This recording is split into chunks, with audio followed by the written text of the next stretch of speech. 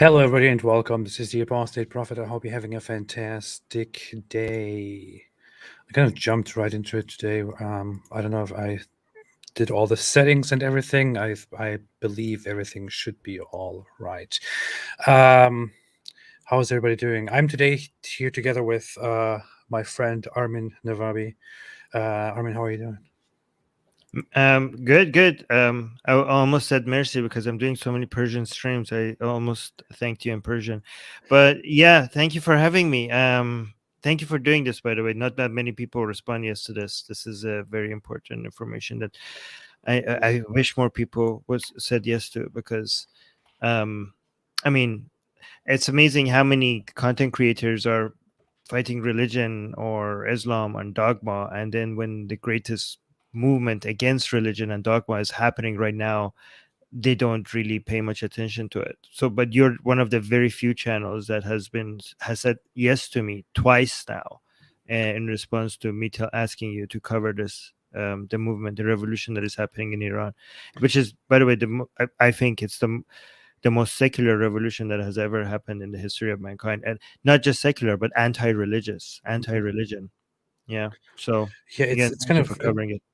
no problem. Thank you for bringing it up. I'm doing the bare minimum, to be honest. I could have done much more while everything is happening. But it's kind of sad to see that so many people, so many anti-theist, atheists, and all that in the West don't seem to care. Seem to be completely ignoring the whole thing that is going on in Iran, despite the fact that, as you pointed out, this is a huge political, a huge humanitarian political issue, a possible revolution with enough support by by secular people against an a brutal theocratic regime that abuses democracy and oppresses people to brutal extents in the name of their great religion. Uh, Yeah, there should be much more voice, much more noise about this. But yeah, I mean, how could you be an atheist activist and have missed this? Like, there has never been such a mass exodus out of religion ever in history of mankind, and you are living it through it as an atheist activist, and you're not even talking about it. It's unbelievable. I don't even understand it. A lot of people are saying it might have something to do with like atheists in the West being leftist and not touching Islam, but some of these people have a history of like at least talking about these things before, so I don't know why they're shy about it now. And it's not like I haven't contacted them, and and they've seen my messages. I see that they have seen my messages, and they I don't understand.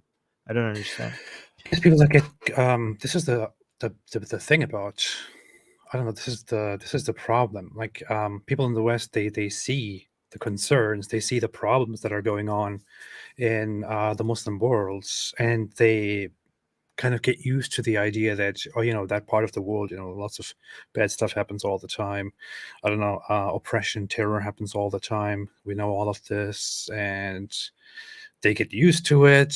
Then they start ignoring it, especially since in their Western perspective and mindset, they're more focused on um, more, I don't know, mundane, more less important things that are going on in the West that everyone wants to focus on. People try to appeal to what everybody else is interested in. Not everyone is really eager Mm. to point at something so obvious that is happening. I mean, if people were actually so consistent and so aware and so virtuous, maybe they would pay attention and also make everyone else pay attention to the fact that many of the countries that we are still allied with as Western nations in the Middle East and in other parts of the world have atrocious laws against blasphemers, against apostates, against gay people.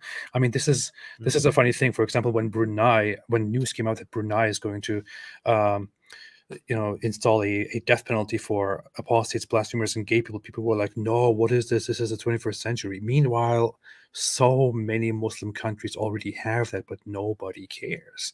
They just go after whatever is on the news if it concerns them. Yeah, and it's also is so undeserving because also the people. I mean, for example, in Iran, even though the government is so brutal and so religious, if you look at the demographic of the people, they're actually ahead when it comes to demand for secularism and even the growth of atheism compared to a lot of way more advanced countries. If you look at how self-identifying atheists in Iran, they are close to 10%. But if you actually look at people who don't believe in God and religion, it gets up to 20%, which is comparable to many advanced countries, which Mhm. like other people don't even. And based on the latest data that we have, Iran, like we talked about before, it's a Muslim minority country. Uh, Up to I think 30 something percent only Muslim. So we have a government that is Islamic that has taken the people hostage. The people are not even majority Muslim. And it's not just atheism.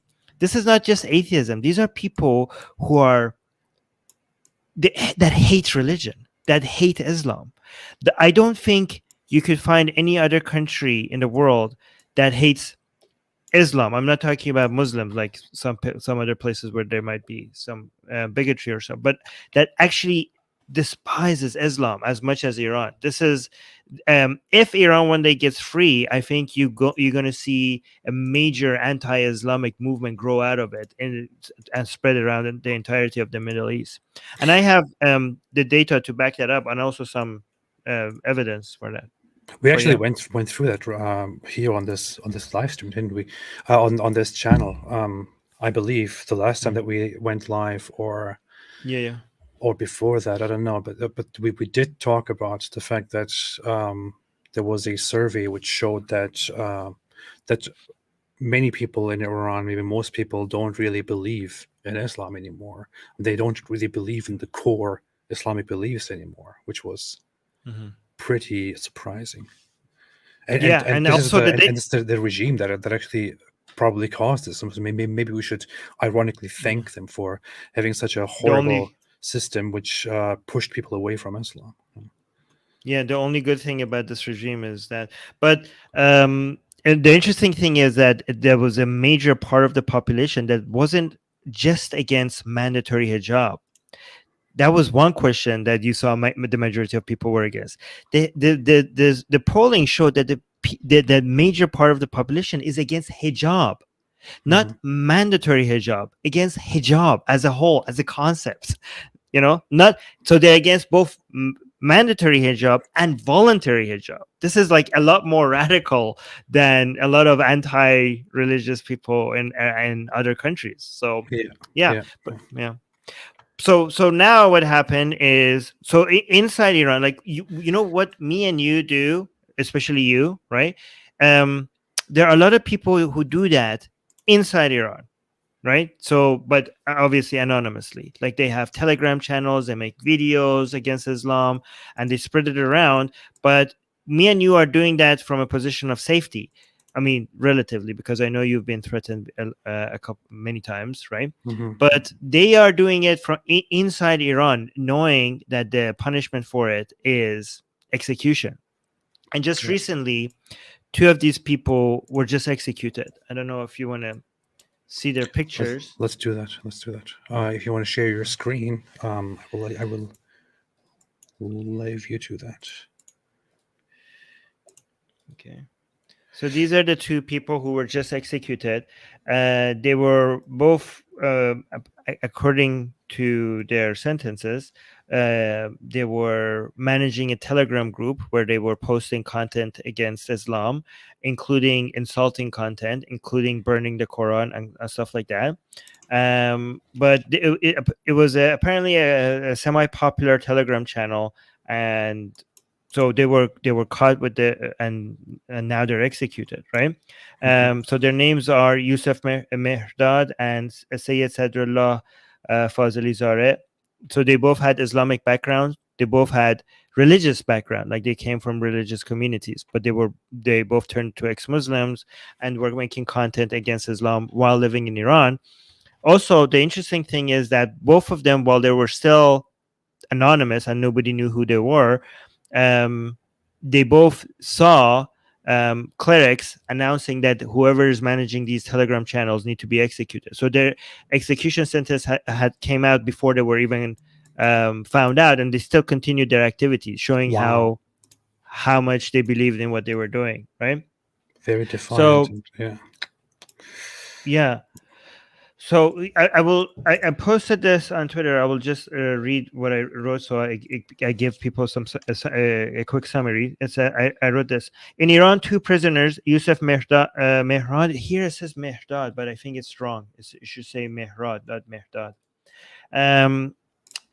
Yes, Yusuf Mehrad and Sayyid Sadrullah Fazli Zareh have been transferred. Oh, so this I posted this before they were executed. Okay, so they were transferred to solitary confinement, and we were trying to make a lot of noise, trying to get people to post about it, and there were a lot of people were going in front of the prison trying to stop the execution, and this was also in response to. Let me find the tweet for that. The sister of here it is, right? So this is a plea for help. This was right a day before the execution, right? It was a plea for help from the sister of one of these the two guys, Yusuf Mehrad, and here this is what she said. She says she posted this and trying to get the execution to stop. So she says, Salam. She says, Hi. من خواهر یوسف هستم. I am the sister of Yusuf. اعلام کنین فردا ساعت 3 صبح قبل از اذان صبح همه جلوی در زندان باشن. She says, please let everybody know tomorrow 3 in the morning before the morning azan, the call to prayer, to be in front of the prison. The reason why she said that is because they execute. Listen to this, third one. They execute people at the morning azan, at the morning call to prayer, right? So they have to even remind people that this is about Islam. All the executions are like that, right? So you actually, I wish I had this ready. There are a lot of people writing on walls. They say, "I shit on your morning prayer." That's what people are writing on walls in Iran, and because they say you take the best of us with your morning azan, with your morning call to prayer. So I don't know what this government is trying to do, because everything they do is making people hate Islam more and more and more, because when they do this. But so then she continues. It says, "تو رو خدا ما دست به همه چیز زدیم هیچی نشد." She says, please, we tried everything, nothing worked. فردا قبل از اذان گفتن تموم میکنن. They said tomorrow right before the morning azan, the call to prayer, they will kill them. مردم کمکمون کنن. Say people, tell people to help us. ما الان راه افتادیم عراق. Like she says, we're heading towards the prison. صدای ما باشید. She says, be our voice. هر جا میشه اعلام کنید. Like, tell this everywhere. Obviously, it didn't work. They were executed. They were both executed. And let me tell you, the way they execute, I want to remind people how they execute in Iran, because I don't think there's any other country that does it this way. Like every other country, even the countries that have executions, they try to do the execution where it's painless. In Iran, where they hang people, it's not the same way that the way you see it in movies from the Wild Wild West. You know how in movies from the Western movies, when they hang somebody, a trapdoor opens underneath you and you fall and your neck breaks and you die right away, right? That's the so-called humane way to do it, if you could call it that. But in Iran, they can't even do that. The Islamic Republic of Iran has managed to be even more barbaric than Islam. I know that's very hard to do, but in Islam, what they do, the way that you're supposed to be executed is to cut your head with a sword, right? So, and it's supposed to be with one swoop, not like so that you don't torture the guy to death. But they, in Islam, the Islamic Republic of Iran, they had to be more barbaric and sadistic than Islam itself, which is such a hard thing to accomplish. What they do is that they put the noose around your neck and they lift you. Oh yeah, and they lift with you. a crane, right? Is that what they do? Yeah, with a crane. So you suffocate slowly, right? And the pressure on your neck is so high. Some people had chewed their tongues out. Sometimes it takes up to 20 minutes for some people for them to die. They have a doctor there and they come and constantly check you to see if you're still alive. That's how they kill people. I don't understand why they have to do that. Why do they lift them so that they die slowly? I don't understand. I mean, I do understand. They want to induce fear. It's a fear tactic, right? So, yeah. That is just, it is so messed up. I mean, there are public executions in place in different countries, and where public executions are also supposed to serve as, to induce fear, to make others not commit the same crimes. But even then, they do the executions, as you said, in a more quick way, like just with a sword through, and that's it, or hanging and breaking the neck, that's it. But that they would do it like this, and on top of inducing fear and repelling people, from such crimes, then also making such a show of it, and deliberately, obviously not avoiding the horrific sight and the horrific pain, deliberately just continuing it. That is just so messed up beyond reason. It's crazy. Yeah, and for this to happen in the middle of all this revolution where people are so angry and they're trying to topple the regime, you might ask, why would they do this? Why are they trying to make people even more angry?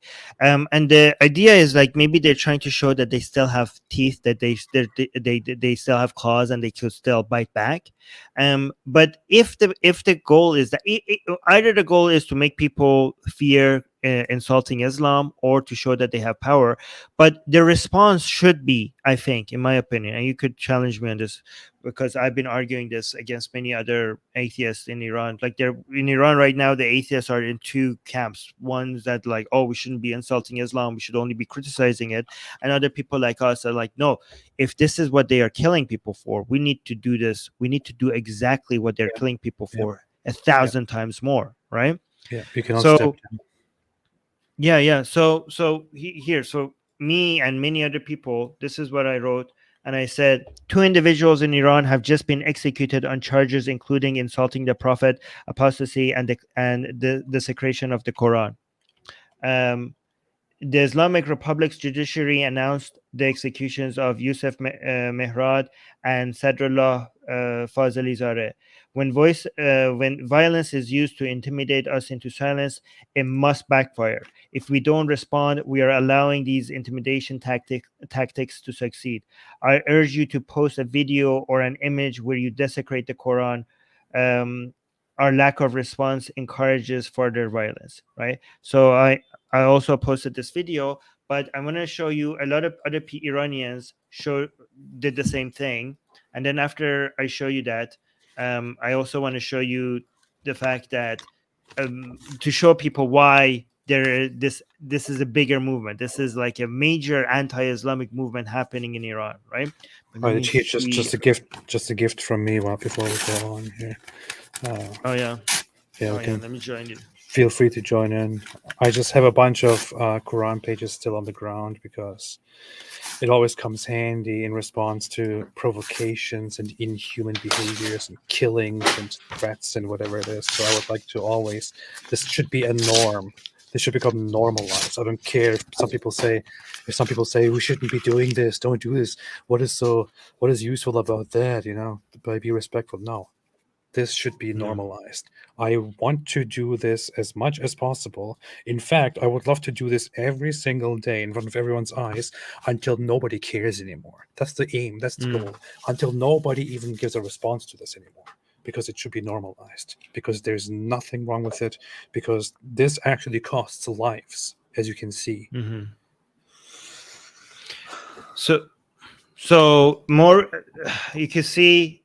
There is a lot of videos like this coming from inside of Iran right now, that where people are desecrating the Quran. I could show you many of these. I don't want to. There's a lot of people doing other things with it. This is from inside of Iran. You can see they're hiding their face. Mm-hmm. That was in response to the execution.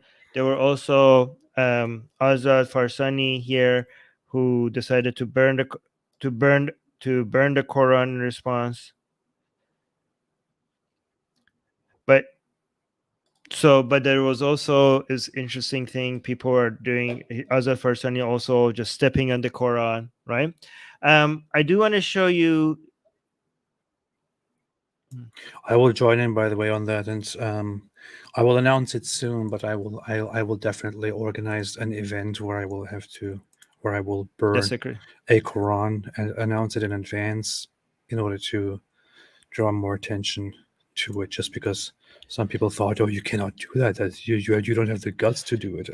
It's very, very easy actually, and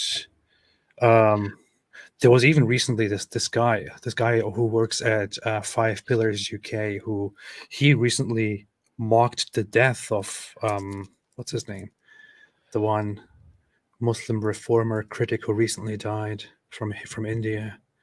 Yeah. I forgot what his name is, but he died and he wished to be cremated. And this Five Pillars UK guy remarked about that. He wanted to be barbecued, and now he's going to be barbecued even more, or something like that. So they love to make light and God. fun of humans dying, being burned, and then burning in the hereafter in hell, according to their own beliefs. I would like to respond to that soon by burning the Quran. It's amazing how they also claim that they are the arbiters of morality, and that we can't have morality without religion. Yeah, and that's how they behave. So by the way, I do want to mention that they are in response. This is the hashtag that you guys were responsible for, that desecrate the Quran, right? So in response to the execution of these two people in Iran, Iranian people are bringing the hashtag that you started. They're bringing that back, the desecrate the Quran. Yeah, so that's awesome. That's interesting. Yeah, that's awesome. Yeah. Also, I want to show you this. So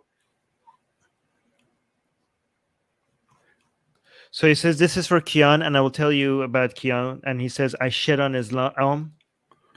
So there's a hashtag that often gets trended in Iran. It says, "Redem to Islam," which means I shit in Islam. Oh.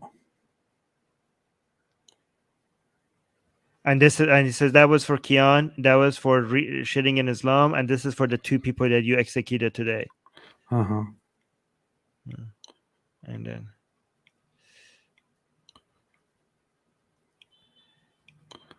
Nice. That's a good switch. Yeah, but so Kian, so he then burns them, right? But Kian, let me show you what Kian represents, okay? So Kian Pir Falak was a 9-year-old boy that was killed during the protests by the armed forces, the Islamic regime's armed forces. Mm-hmm. I saw that comment, right? But listen to this, please. So Kian was a 9-year-old boy that he was shot by the Iranian regime's armed forces, right? Mm-hmm. And during the regime tried to hide that. The regime tried to hide that information, but the mother was brave enough to, because they tried to threaten her to give a different narrative. But the mother was so brave and so determined to make sure people know what's happening, right? Mm-hmm. At the funeral of her son, this is the video from her funeral, right? A massive crowd showed up, like a giant crowd. The pictures were insane, right? Because they showed up just to protest the government killing a 9-year-old boy, right? And while she was speaking, and this is why that man mentioned Kian, because while she was speaking, she told the crowd, let me play it, and then, she told the crowd that my son, don't recite the Quran for my son, because that's what they usually do at funerals. Mm-hmm. She said, don't recite the Quran for my son. My son hated the Quran.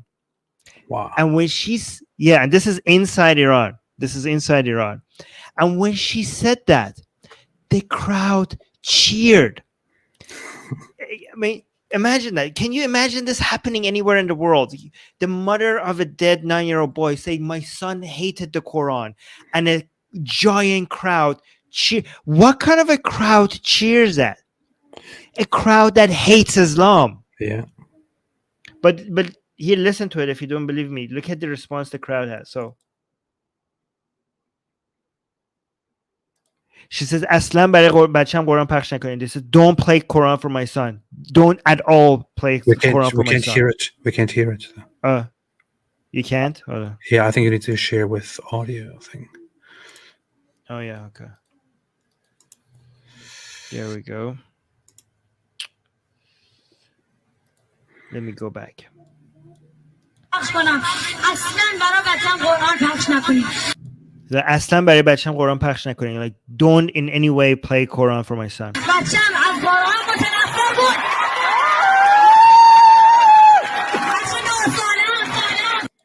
That's the response. Like, my child hated the Quran, and the chat and the crowd cheers. Wow. The crowd cheers inside Iran. This is the response to somebody hating the Quran, right? Wow. And that's why we have a problem right now with some atheists in Iran who wants to tell us, like, oh, don't say insulting things about Islam. Just, politely criticize it. Don't insult it. Don't desecrate the Quran. But the other atheists are like, you guys are so far behind where the Iranian people are.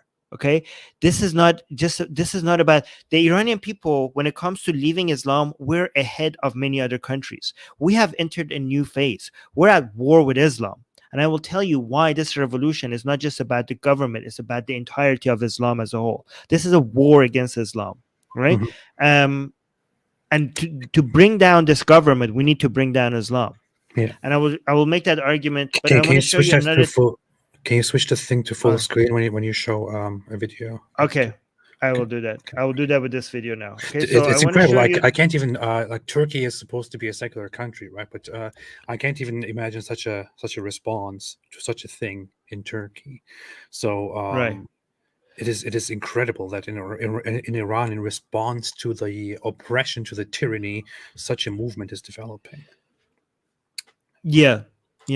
So this is another video I want to share. This is Majid Reza Rahnavard. Okay, he resisted, like, the morality police came to his neighborhood and was causing. They were harassing people, and he resisted, and he ended up taking out some of them. Right, and they arrested him, and they executed him.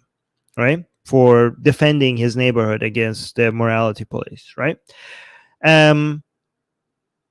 They before his execution, so he died. But before his execution, they wanted to show the public that this man is evil and he deserves his execution. So they recorded this to embarrass him. But it backfired. What he said in this video turned him into a national hero. He was already a national hero, but he became a lot more popular. Like, this shows how out of touch the government is with the Iranian people. So listen to what he said. And remember, this is him in arrest. Like, look, listen to what he's saying, and imagine the bravery that it takes to say this, not knowing whether you're going to be executed. While the Islamic regime holds you, this is what you say. And they wanted to get this on camera because they wanted to show everybody that this man is evil. But look at what he says, right? Hey, like, what did you write in your will? Like, tell people what did you write in your will. They want to embarrass him. They want to show. Like, I told them where to bury me. I don't want them to cry at my grave. Like, no, he's like, no, he wants them to tell the other part. He said, you don't want them to read the Quran. You're like, yes, don't read the Quran. Don't read the Quran for me. Don't pray for me. They're like, I want them to be joyful. I want them to play happy music. Right? So he says, when they kill me, don't read the Quran. Play happy music at my funeral. right? وصیت‌نامه شما. So yeah, that was it. Wow. Right? Yeah. And it's amazing. This turned him into a hero. It had the opposite effect of what they intended, right? And again, this is why I'm telling you, this is a secular anti-religion revolution. And I have more to show that this. You are right. that These guys don't know what they're dealing with. These they have idiots no don't- idea. They have no idea what they're dealing with. They are out of touch with how the people actually feel, especially how probably the younger people probably feel about this. Just, I mean, wow. Yeah. This is By the way- pretty solid. Yeah. Guys, remember this guy's name, Majid Reza Rahnavard, because this guy is our hero. This guy defended the people in his neighborhood against the regime, and then he died for it, right? Mhm. I want to show you other heroes. So right now, the regime in Iran is very, very scared because of the Mahsa revolution. They came very close to being toppled, right? So now they don't want to enforce the mandatory hijab laws like they did before, because they know if they enforce it, another Mahsa will happen and there will be a major wave coming at them, and it could be the last wave of protests, right? That will end them for good, right?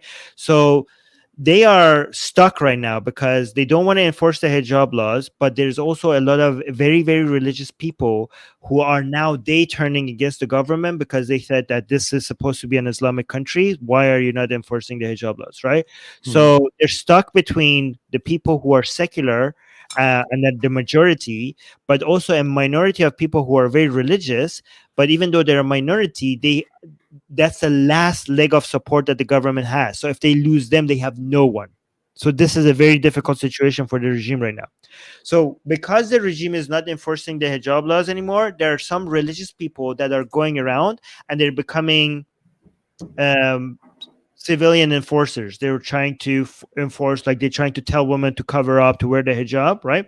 So, and they get surprised how people react because now people feel like they have the upper hand. These are the same people that used to get intimidated by religious people. Now the tables have turned, and this is a video of that, right? So you have a religious guy on this train, on the metro, trying to tell a woman to cover up. So right, and this is not a police or anything. She just is a random religious person, right? Trying to take the law in his own hands, and this is how people respond. Look.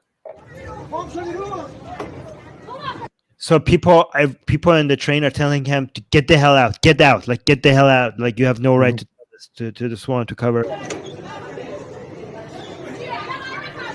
So they push them out. So okay, this is very. So you have to see. This is the small guy. The small guy here. That's the guy who was the religious guy. This is one man that is pushing him out of the train because he dared to tell a woman to cover up. So he pushed him out, right? And look at so you see this guy. This guy is like another big guy. He wants to get to him because he wants to have his way with him, right? And there's a guy in yellow that came from here that he just slapped him, right? So people are basically taking turns to beat the guy, right? So the guy with the yellow shirt here, he just got out of the train just so that he could slap the religious man, right? That was one slap. But also now pay attention to this big guy that got out. This guy, look at the way he's leaving the train. He's like going in like this because he wants to have his turn. This big guy right here. Look at this. Now, look. The guy behind the camera is like, just punch him in the mouth already. Like, why are you not punching him in the mouth already? Like everybody in the station seems to be wanting for this guy to be put in his place, right? And then look at this guy.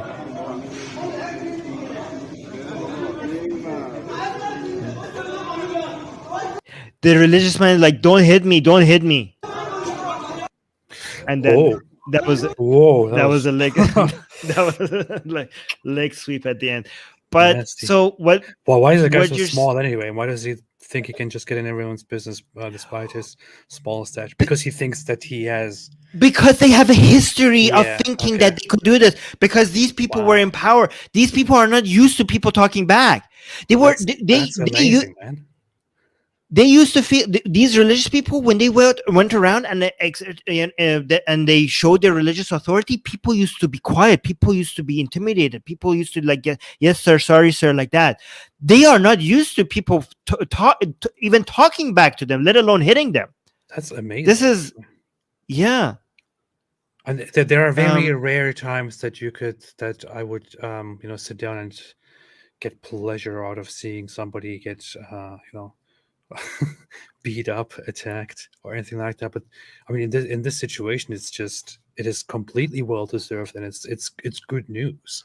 It is good news because those people, the religious authorities and the vigilantes, are acting in favor of an oppressive, tyrannic government that actually kills people. That kills people, brutally beats people into submission, oppresses the hell out of people. And now we see the people actually fight back. People fight back, come back, and beat them up, beat them back. And that is great. That's a good development. Yeah. These religious people are the same people that came out in the streets and had signs saying #execute, like saying the government, why are you not executing more people? These are those kind of people, right? These are the same people when they eventually did those executions. They did 4 executions, right? Initially, during the revolutions, they came and they were celebrating. These people want blood. And they think that they are less than 10% of the population, and they think they can enforce this Islamic law on the rest of them. And they need to feel fear because they made the entire country. They took the entire country hostage for 40 years. So the fear they feel right now is completely justified. Mm-hmm. I want to show you this. These are a collection of pictures that I posted from inside Iran. Again, guys, this is inside Iran, right? But that's why you see their faces not shown, right? The collection of pictures that I'm going to show you is women posting without hijab in Iran, which is illegal, but they do it in front of signs telling you how great hijab is, like Islamic signs about the virtue of hijab. And it's becoming now a favorite thing of women and girls to do in Iran, to pose hijabless next to signs of reminding people to wear their hijab, right? So let me just show you the selection that I have here.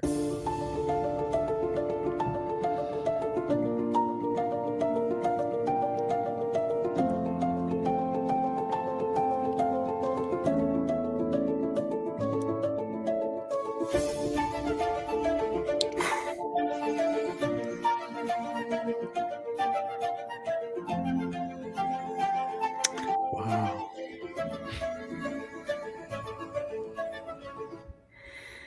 Yeah.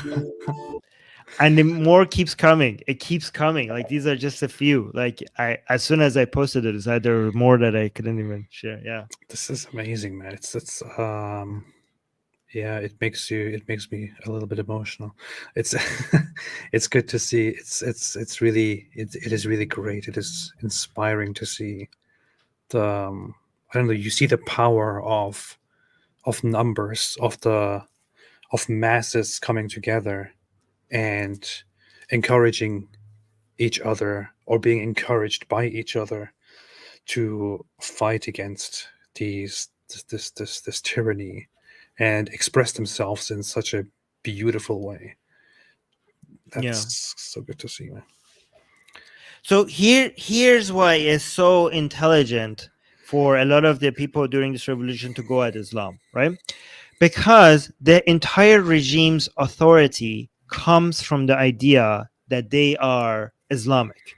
Mm-hmm. And this is so if the people don't want Islam, if the people don't want Islamic rule, that means the government has no authority. And this is where the hijab comes in. Because it might seem that this is about women wanting to have the choice not to wear the hijab, But it's not that. It's not about the hijab. That is, of course, something that they want. Okay. But women, just in the same way that the government, the Islamic regime, has made the woman's body and putting hijab on their head a weapon to demonstrate their authority, their Islamic authority, and their power upon the people, right? Because everywhere someone is wearing a hijab inside Iran, it was a demonstration that the Islamic regime has authority here, that they have made this. If the woman's body had become a billboard for advertising, for promoting the regime's ideology, right? Mhm. And it's the most visible sign that this is an Islamic country. So in the same way now, women taking off their hijab has become a weapon. Just in the same way that the regime has weaponized the hijab, now women taking off their hijab have weaponized the symbol against the regime. So taking off your hijab is not just an act of protest for your freedom, but it's an act of protest to show that you are weak, that I am doing something against your Islamic laws, that you have no authority here, that you are incapable of forcing this rule on me. And because it's so visible, because there's many signs that I could show you that these people are standing up against Islam, but this is the most visible one. You could see it when you go in Tehran right now, and you see half the women are not wearing hijab. Where Mahsa Amini died for wearing improper hijab, and now women are not wearing the hijab at all.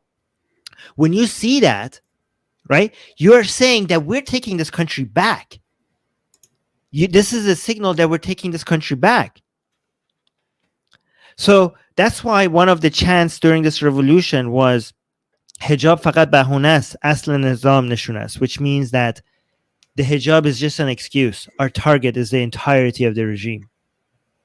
It is, as you say, the hijab is not just a religious it's not just a religious obligation, not simply a religious practice, not something that you do for your religion. In Iran, it is the hijab is a sign that you are loyal to the system, right? To the Iranian regime, to the government, to the moral system, to whatever moral entity that is supposed to represent. Women wearing their hijabs all over, all the women appearing in hijabs means the government is in control. The people are loyal to the government. They belong to the government. They are subjects of the government. If the women suddenly begin taking off their hijab, it is hugely symbolic. It basically means the loyalty is fading. They are throwing the loyalty away. They are taking it off and throwing it away. They are taking off the shackles and throwing them away. They are freeing themselves from this. They are no longer being subjugated. They are not only in disagreement, they are detaching themselves entirely from the idea that they must somehow retain this loyalty, that this is somehow their existential purpose. So it means great changes happening, and the regime, although they recognize that this is what it stands for, fails to realize how strong this sentiment actually is. Yeah. Well, I mean, they do recognize that, because that's why they're so afraid, because they themselves have said out loud on TV, on the national TV, the government officials that said, if we don't enforce the hijab, and then we see that most people don't want the hijab, we have said to the people that the Islamic Republic is in power because the people of Iran want Islam. So if the Iranian people demonstrate that they don't want Islam, that will be the end of us. That would be the end of us. Yeah, basically. And it gets even worse. There were recently leaked documents from IRGC members explaining the situations to the Supreme Leader Khamenei. And that meeting's minutes was leaked out, right? And they were warning Khamenei that even within IRGC, people are losing faith in religion, right? Yeah. That's I don't know if you understand how big of a deal this is. This is the IRGC, the Quds Force, which is the most Islamically ideological part of the regime, they're saying that there is a mass exodus out of religion. So we're not talking about the average Iranian. We're talking about the most religious part of the armed forces of the government, and there is a mass exodus out of religion within those units.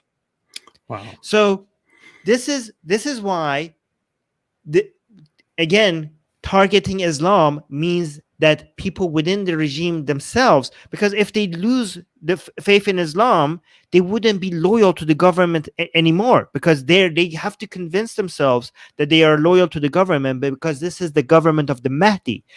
So the Islamic Republic, what they argue is that they need an Islamic country, a Shia Islamic country in power, to prepare Mahdi's army. The Mahdi to come eventually will inherit the armed forces of the Iranian government to be able to eventually attack the whole entire world. And if the Islamic regime falls, the Mahdi to come will not have an army. So that's the entirety of the excuse for being part of the IRGC. It is so. People who are not very much familiar with the ideology and the sentiments of Iran may not be entirely aware of that aspect. But people who know about Iran's history a little bit probably know this part. But that is a huge fundamental thing to the Islamic regime, right? Because so in Islam, both Sunni Muslims and Shia Muslims believe that there is this guy who is going to come at the end, who is the Mahdi, the savior, who will come and basically unite the Muslims and do the final fight for Allah before the Islamic version of Jesus comes, and they join each other and all of that. But in Shia Islam, especially in 12th Shia Islam, and in the specific ideology that formed Iran as it is today, the Mahdi is even more important and plays a huge central figure. So there is great devotion to the coming of that Mahdi, and the people are constantly advised to be good Muslims, great Muslims, to be flawless, to preserve Islamic tradition and sentiment as much as possible, because he will come and they have to do whatever it takes to prepare his play so that he, I don't even understand the whole thing. Like, could they fail? Could they not give him enough when he is here? Or I don't know. It was weird because they're crying. I see people crying about it. Like, if this regime falls, what is Mahdi going to do? I was like, I thought he has superpowers. I didn't know he needs your army. I'm like, what the? That's the funny thing that I think about when they say that stuff. Like, isn't that a divine plan? Like, why are you afraid that you're going to fail or anything? It's weird. Another thing I see these religious people cry about is the fact that women are now, they say naked. By naked, they mean hijabless. In Iran, religious people say naked, they mean like bareheaded. So they are crying about that because they say we gave martyrs for the hijab. Like, we gave so much blood so that we could have an Islamic regime, and look at all our women now walking naked in the street, right? So the thing is that this is such you have people who never had an Islamic mindset or didn't grow up in an Islamic environment, don't understand how much the control over women's body is a priority. Right, the idea of managing a woman. This is why we have words like ta'assub or namus. I don't know if you guys have the same things as well, but the idea that women shouldn't be free to just wear whatever they want or go wherever they want, it seems to be one of the highest priorities of Islamic ideology, or even just conservative ideology in general, right? But more so with Islam. This is why we have honor killings in Islam, right? Because the amount of shame and disgust that you feel that is associated with one female member of your family going out and doing something that they're not supposed to, you will the reason why people do honor killing is to just wash that disgust away from them from their manhood and from their family. Like they think that their entire identity has been challenged as a man when the woman in their family does something like that, right? And this and also a woman gets brainwashed, religious women get brainwashed to accept this by saying that, your men would want, if women get to be this free, your men would never want you, your men would want other women because they're walking naked in the streets and stuff like that, right? So they use isn't free that so pathetic? I mean, completely putting aside the fact that this is a very loose, inappropriate definition of what naked means. To just women showing their hair, but being so insecure and so anxiety ridden about women being free and not tightly within your grips, doing whatever you want them to do, not being exactly where you want to put them, not being honorable enough. No, a woman is free. She is not respecting the restrictions of honor that you have placed around her, which can be very, very dangerous, which can be horrible. It can be painful for you. And what will all the other people say? And what will society come to? And what will the government say? And what will the Mahdi do about this? It's so pathetic. It is just so incredibly pathetic by the same people who think that they have some great privilege and some great strength in the world and some great spiritual strength. It is just so completely idiotically pathetic. What losers. What a loserly sentiment. Okay, but yeah, it's pathetic, but we could weaponize it.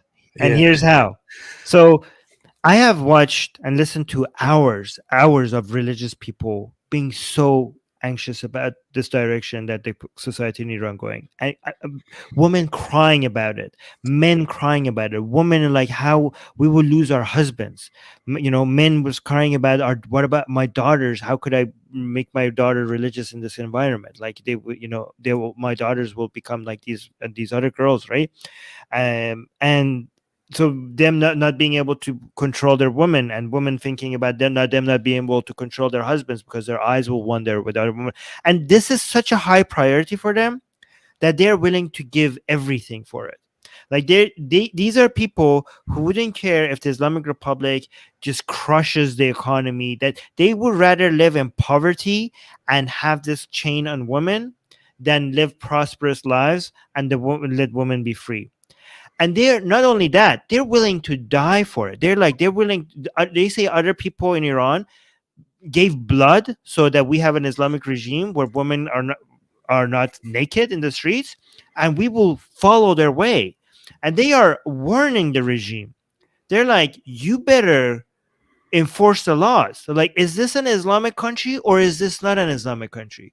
Because if you do not continue to enforce these laws, we will start a revolution. And this is why, and there's two revolutions that are happening in Iran right now, right? And this second revolution might be the bigger one. So we have a majority of Iranians that are in the streets that are against the regime, and some of them are in the street that are trying to topple the government.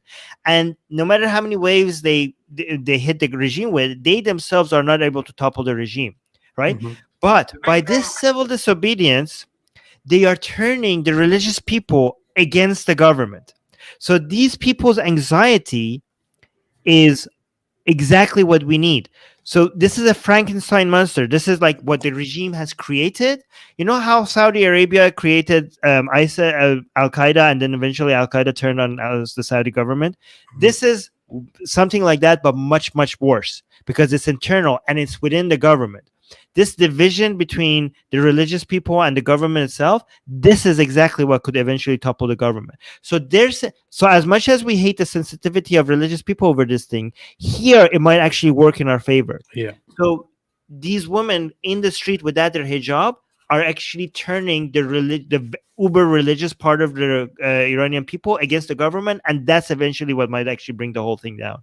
Mhm. Does it make sense what I'm saying? Like, I No, hope I no, explained it well. it does definitely. I mean, and that's the point of exactly picking out the sensitivities of such people, and then in order to crush the source of that sensitivity, you have to use their sensitivities against them. In that case, that would be exactly that. You're right. It makes sense, and that's basically what we're doing with the. Sorry if I just made a noise here. That's basically what we're doing with the Quran, in response to people saying you cannot do that. This is so valuable. This is the most valuable thing, and we then just use that, especially. Yeah. One last thing. Somebody in the live chat is saying, Armin, your revolution will never succeed. I'm sorry to tell you, maybe in 9,000 years. Well, I have news for you. The revolution has already succeeded and it will continue to succeed. Just look at Iran, okay, now and 20 years ago. And 20 years ago compared to 40 years ago, okay? So this is not a overnight revolution. This is you chipping away slowly at the roots of this regime, and it's a slow fall, but it's falling. We are already seeing it, and it's actually happening faster than many people than I ever anticipated. The revolution is already taking place. Just go look in Iran and see how much freer people are, because they have taken this freedom by force from the government. Yeah, let me actually get my phone again. Just casually. Just casual. Well, you should do the spit as well. Just casual. I don't like spitting. I never liked You spitting. don't like it? No, I don't like spitting. I just want to casually do this all the time, just to desensitize, just to normalize. I want a time when people are like, "Why are you still doing this? Nobody cares anymore." And I'll be like, "Good, perfect." Exactly. Exactly. That's the point.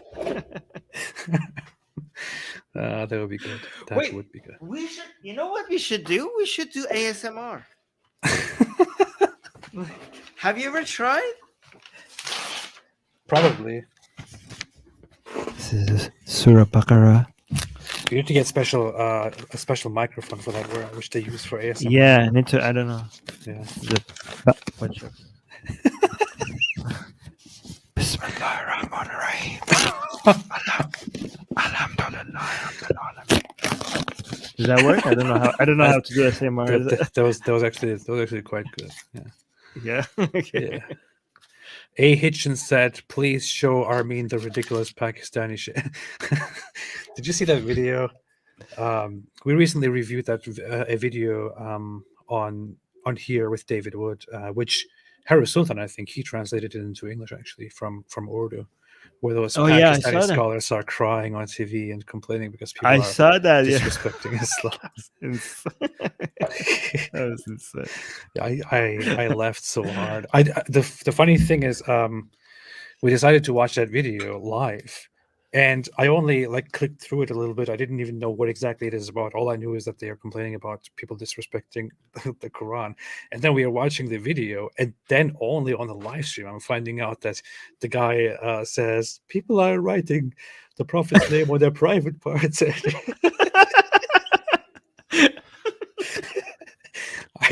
I lost it. And the whole stream was just messed up, man. I don't know.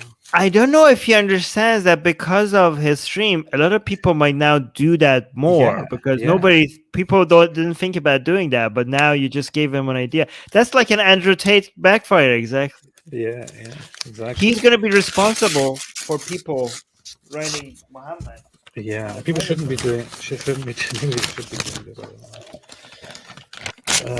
Can you draw in Quran? What do you mean, like draw something in?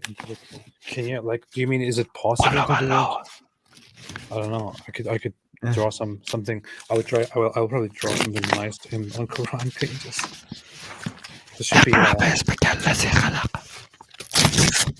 At this point, I want to start a daily show where every day I rip up the Quran, and talk a little bit, like every night. just expecting everyone to come until nobody shows up anymore because nobody cares anymore. That'd be Wait, how many surahs do you know? Do you know? Have you? I used just- to know all of the the last 10. Then Oh, yeah.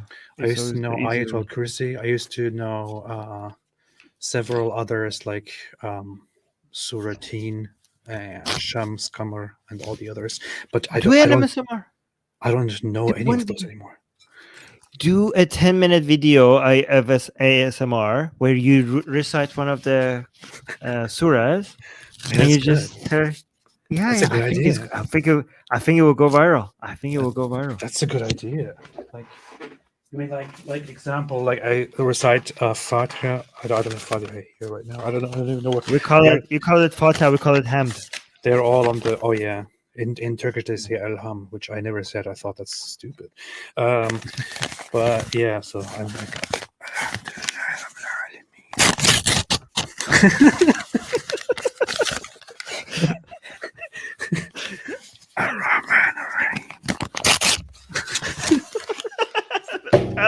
That will go viral. 10 minutes of that will go viral. Do it. Do it. I might do that. I need to get proper microphones for that. Anyway, it's good that we talked about this and brought attention to it. I want to actually show one thing too. Wait a second, what was that? Somebody made a super chat. ES1002 said, "Guys, draw blasphemous art of Mopus." Mopus is Muhammad, which I normally always say in response to somebody name calling me or someone else. People do that all the time. I can't do that right now. Not right now. Well, I mean, you could go to blasphemousart.com where we at Atheist Republic have a lot of blasphemous art of Muhammad. If you see, they do. I want to bring people's attention. Bring something once again to people's attention here.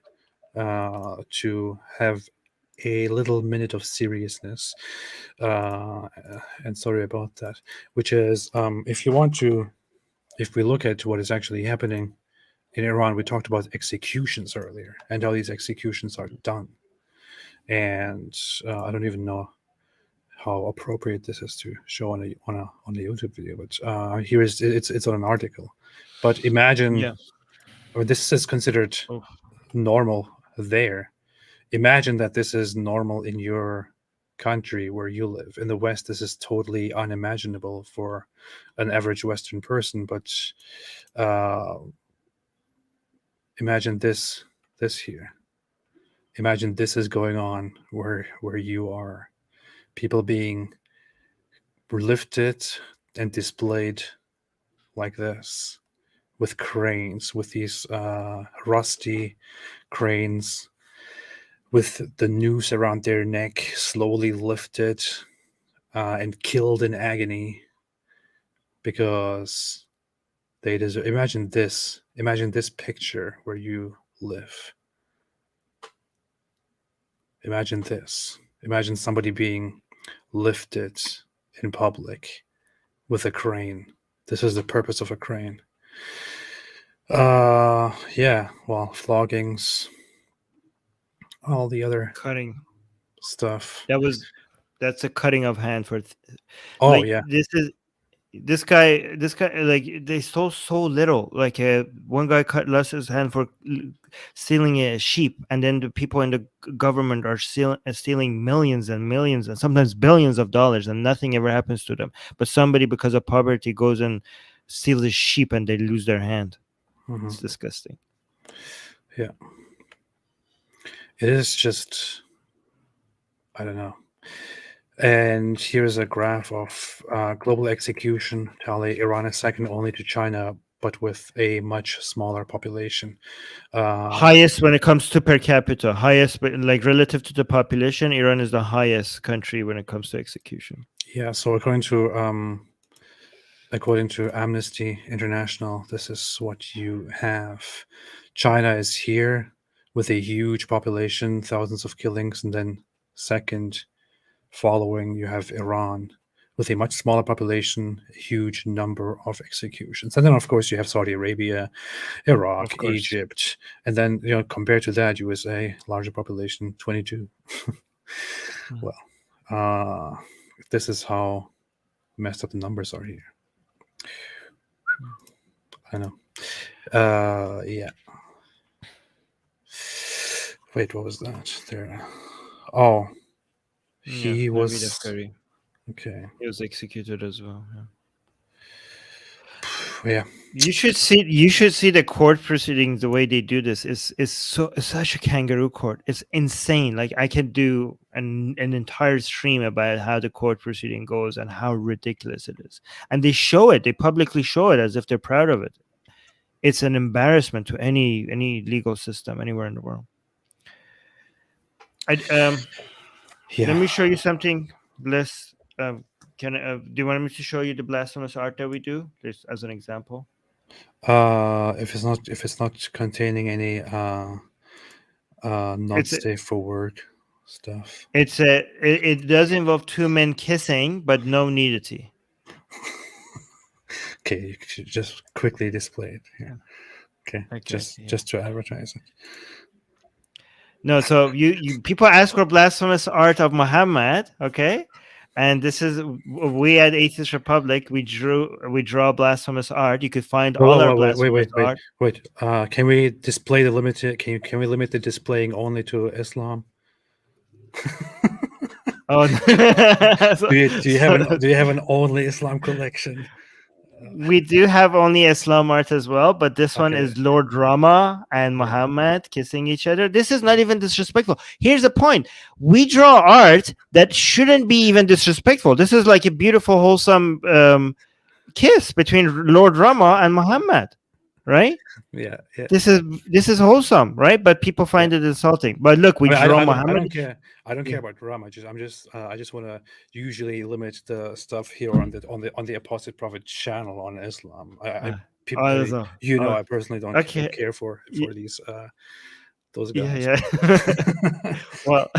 well, this is a compliment to both of them. By the way, so we have all this art at blasphemousart.com. If you guys want to go, we have like so many of this. Like, if you go to the this is Kali and Muhammad. This is Fatima and Aisha. So this is fully Islamic. Here, this is fully Islamic. No Hindu here. Yeah. By the way, you know why it says Ba'da Muhammad at the top? What? After. Because when Muhammad died, Aisha was 18. So we wanted to make sure both Fatima and Aisha are above 18. Okay. To make this. So this is why it says Ba'da Muhammad. Yeah. Like after Muhammad died. Yeah. That makes sense. No, yeah. I immediately get a little bit of a worrying, cringe feeling when you say Aisha, and I think, wait a minute. because of her possible age, But yeah, that's no. She's 18. She's right after Muhammad died. This is what she did with Fatima. Fatima is Muhammad's daughter. Yeah, probably. That's probably what they did. Yeah. All right. This is history, guys. So you can find this where? Blasphemousart.com. Blasphemousart.com. Okay. Wonderful. If for all those who asked for blasphemous Muhammad stuff, which I cannot draw right now, you can go and find that right there.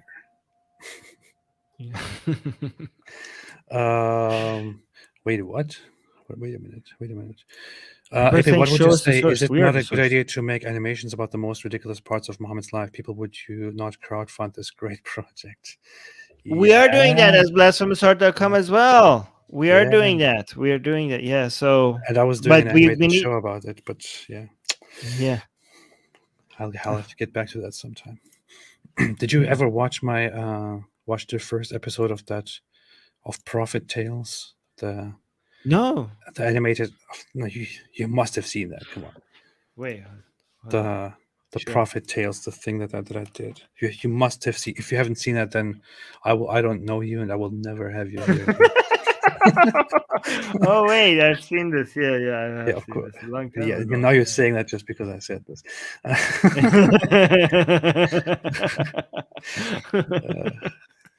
Oh my God! I blasphemed against our prophet.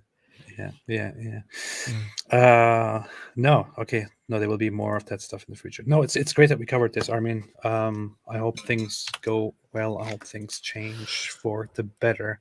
It certainly looks like there is a great movement growing, and I hope for the best.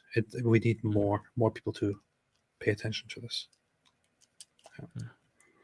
Well, thank you for letting me use your platform to do that. I appreciate that. No problem. Always. Anything else that you want to say to conclude? Well, can I tell people where me and Susanna give updates like this about things that are happening around the world about religion? I want to. No. Is it okay if I do so? No, it's No. okay. Okay, no, I can't. Why are you even asking me? Just go ahead. No, okay.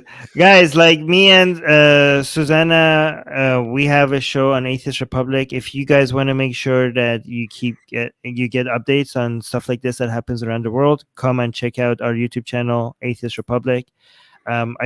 And the reason why I ask is because I don't know if you want people to do self-promotion on your channel, because I already did so much stuff. Yeah, okay.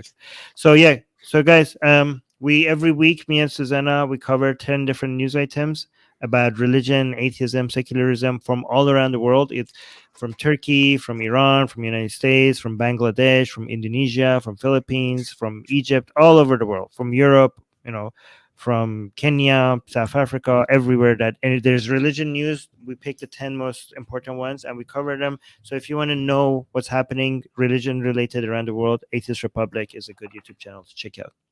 Oh, people are saying just subscribe. Thank you.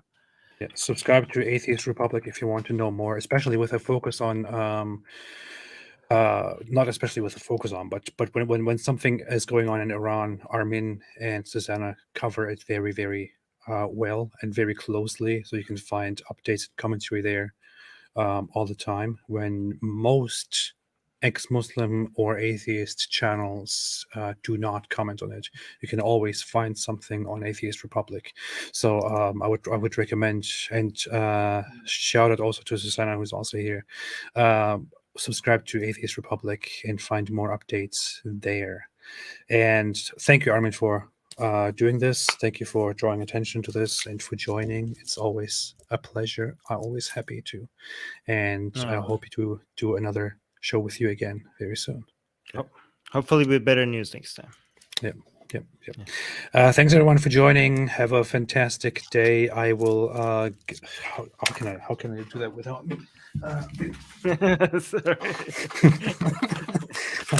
I will be back soon with more, and we'll probably have another live stream sometime this week. We'll also have a very important live stream next Monday, but before that, also be back again on the weekend with David Wood, and still trying to get back to publishing videos. And here A. Hitchens said, "Is Armin single? 10 out of 10." No, thank you though. And with that said, listen to what Armin says. Yes, yeah. You say it. Oh, I should. Oh, stay away from Islam. Oh, yeah. That was. I was waiting for you to say. But hey, I have somebody else. Stay away from Islam. Yeah. And here's going to be somebody else also saying it for us. Stay away from Islam. Okay. Oh. Okay. See you. Wow. Wait. What?